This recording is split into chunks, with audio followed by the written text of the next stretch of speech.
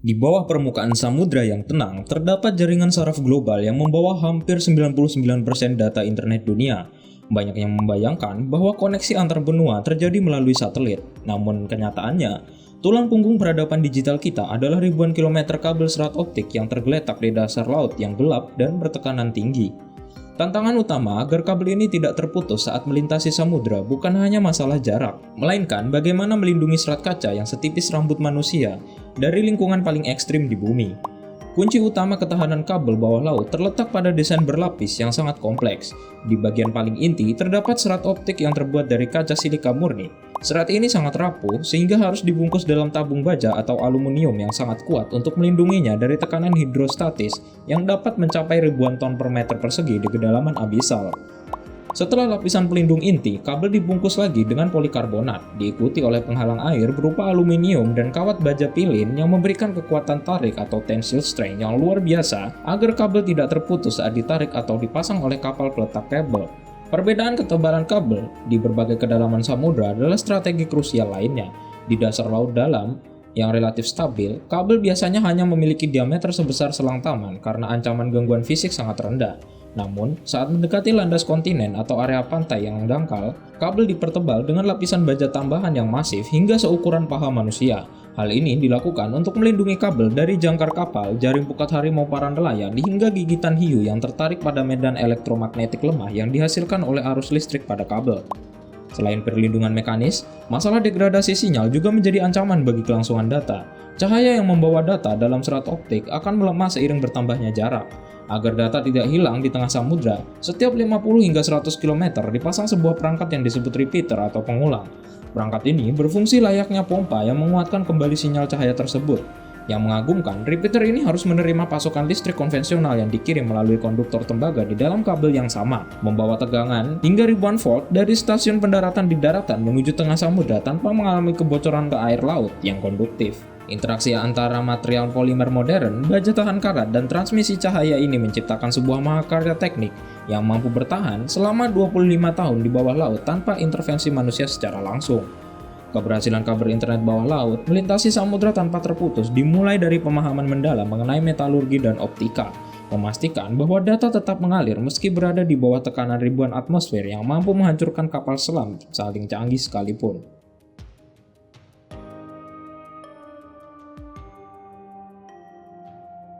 Memastikan kabel internet bawah laut terbentang ribuan kilometer tanpa terputus bukan sekedar masalah membuang tali ke dalam air. Ini adalah operasi logistik dan navigasi paling presisi di planet ini. Keberhasilan misi dimulai jauh sebelum kabel pertama menyentuh air, yaitu melalui proses pemetaan batimetri yang sangat detail.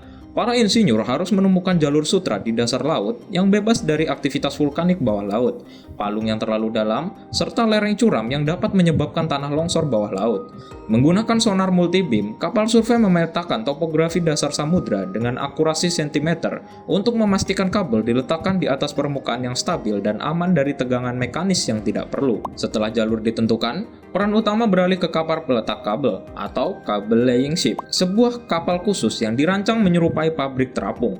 Di dalam lambung kapal ini, terdapat tangki raksasa yang menyimpan gulungan kabel sepanjang ribuan kilometer dalam satu kesatuan utuh. Proses penggulungan kabel ke dalam kapal saja bisa memakan waktu berminggu-minggu, karena kabel harus disusun dengan pola melingkar yang sangat presisi agar tidak kusut saat dilepaskan dengan kecepatan tinggi.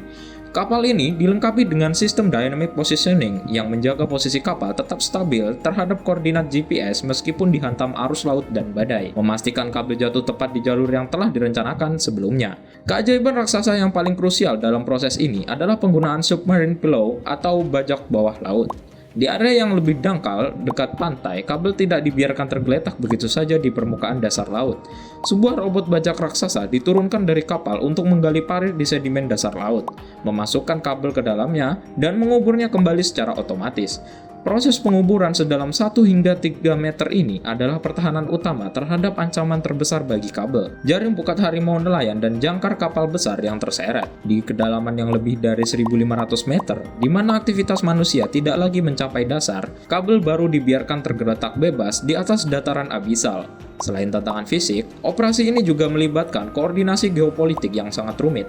Jalur kabel harus melintasi zona ekonomi eksklusif atau ZEE berbagai negara yang membutuhkan izin diplomatik serta kepatuhan terhadap hukum laut internasional atau UNCLOS. Kapal peletak kabel seringkali harus beroperasi di wilayah sengketa atau area dengan lalu lintas kapal yang sangat padat. Oleh karena itu, setiap meter kabel yang terpasang adalah hasil dari sinkronisasi antara teknologi navigasi satelit, kekuatan mesin hidrolik robot bawah laut, dan negosiasi antar negara. Ketelitian membuktikan bahwa perlindungan terhadap putusnya kabel dimulai dari pemilihan rute yang cerdas dengan menghindari zona merah seperti patahan tektonik aktif dan jalur pelayaran utama. Para insinyur meminimalisir risiko fisik sebelum kabel tersebut benar-benar dioperasikan.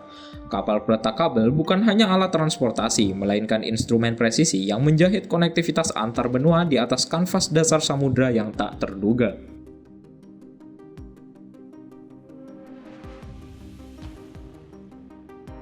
Meskipun kabel internet bawah laut telah dirancang dengan perlindungan berlapis dan jalur yang sangat hati-hati, ancaman terhadap integritas kabel tetap ada, mulai dari pergeseran tektonik hingga aktivitas ilegal manusia.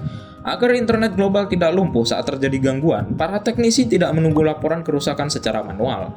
Mereka menggunakan sistem monitoring berbasis cahaya yang sangat canggih untuk mendeteksi potensi kegagalan bahkan sebelum kabel tersebut benar-benar putus. Teknologi utama yang digunakan adalah Optical Time Domain Reflectometer atau OTDR. Prinsip kerjanya menyerupai radar, namun menggunakan pulsa cahaya laser yang dikirimkan melalui serat optik. Jika terdapat retakan mikro atau tekukan tajam pada kabel, sebagian pulsa cahaya akan terpantul kembali ke stasiun pendaratan. Dengan mengukur waktu yang dibutuhkan pulsa tersebut untuk kembali, sistem dapat menghitung lokasi kerusakan dengan tingkat akurasi hingga beberapa meter di tengah samudra yang luasnya ribuan kilometer. Hal ini menunjukkan tim teknis untuk mengetahui titik koordinat pasti gangguan tanpa harus memeriksa seluruh panjang kabel secara visual.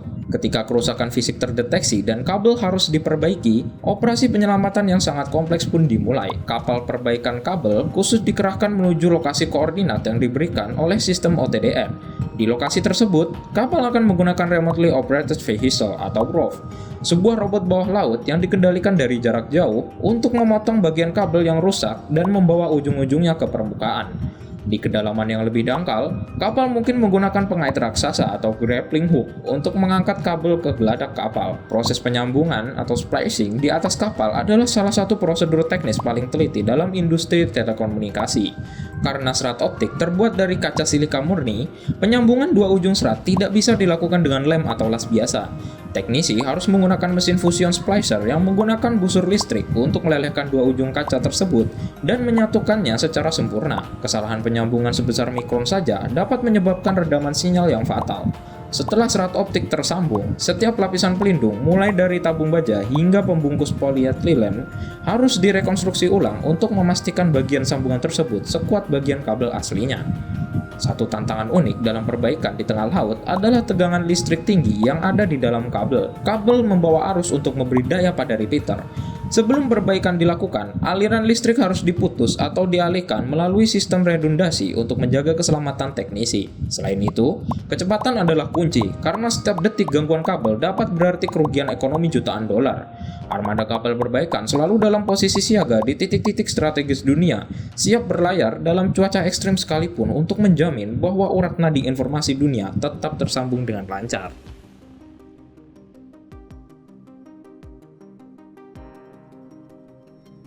Kita harus memahami bahwa keberlangsungan internet dunia tidak hanya bergantung pada kekuatan fisik atau kabel tunggal, melainkan pada arsitektur jaringan yang memiliki tingkat redundasi sangat tinggi. Meskipun rekayasa material dan sistem perbaikan yang kita bahas sebelumnya sangat canggih, risiko terputusnya kabel tetap ada akibat bencana alam besar, seperti gempa bumi atau letusan gunung api. Oleh karena itu, strategi utama agar samudra tetap terlintasi tanpa kegagalan sistemik adalah melalui prinsip mesh network global.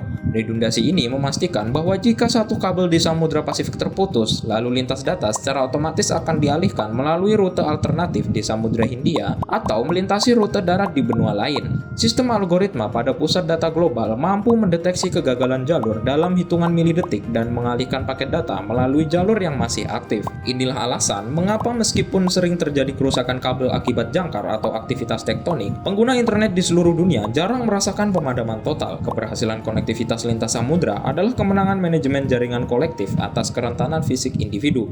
Menatap masa depan, tantangan yang dihadapi bukan lagi sekedar menjaga kabel tetap utuh, melainkan bagaimana meningkatkan kapasitas transmisi data tanpa menambah diameter kabel secara signifikan. Saat ini, para ilmuwan sedang mengembangkan teknologi Space Division Multiplexing atau SDM yang memungkinkan lebih banyak inti serat optik dimasukkan ke dalam satu kabel dengan manajemen daya yang lebih efisien. Jika kabel generasi saat ini mampu membawa ratusan terabit per detik, generasi masa depan diproyeksikan mampu mencapai skala petabit. Selain itu, pengembangan material pelindung yang lebih ramah lingkungan namun lebih tahan terhadap korosi air garam terus dilakukan untuk memperpanjang usia operasional kabel melampaui 25 tahun. Secara strategis, kabel bawah laut juga telah berevolusi menjadi instrumen sains.